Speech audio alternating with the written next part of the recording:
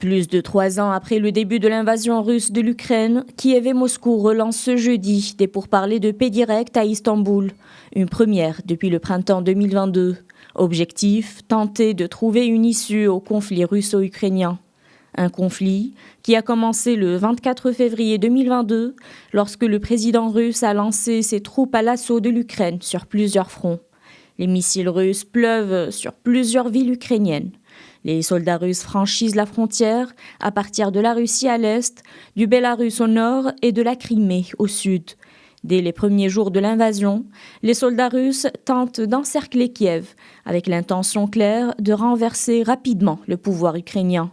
Toutefois, partout en Ukraine, la résistance est farouche. En novembre 2022, alors que la guerre s'enlise au sud et à l'est, l'Ukraine organise une contre-offensive.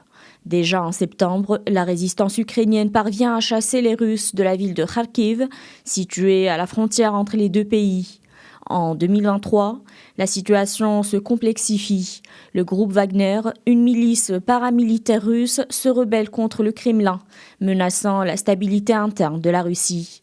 Pendant ce temps, sur le front, les combats se poursuivent sans relâche, avec des avancées limitées des deux côtés. 1 an plus tard, le conflit devient une guerre à longue portée. Les deux parties s'échangent missiles et drones kamikazes à intervalles réguliers, causant des milliers de pertes humaines et matérielles.